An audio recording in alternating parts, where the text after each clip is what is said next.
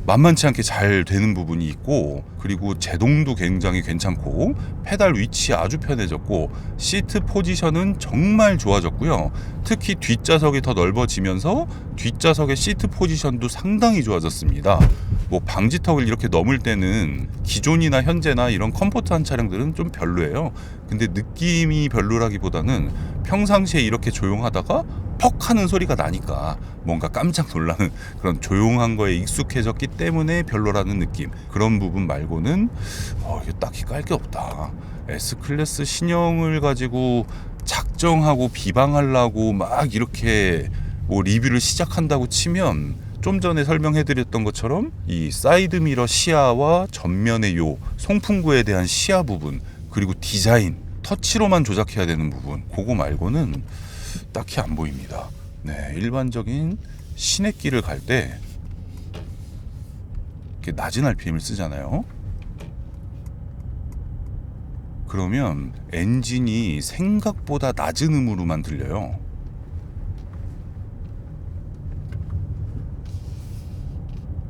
요런 부분에서 전기차처럼 아예 소음이 없고 노면 소음이나 이런 걸로 인해서 화이트 노이즈만 듣던 분들이 이 450 모델을 타면 가솔린 오너가 디젤 차를 탔을 때 느낌처럼 좀 별로로 느껴질 거예요. 그런 분들은 이제 EQS 450을 선택을 하시면 되겠지만, 제가 볼 때 이 차 연비가 지금 대충 운전해도 그냥 플러스 마이너스 10km는 무조건 나올 것 같거든요. 고속도로 주행할 때 이 정도로 제가 체크를 했을 때 나오는 수준이면 거의 한 15km, 16km까지는 찍을 수가 있을 것 같아 보입니다.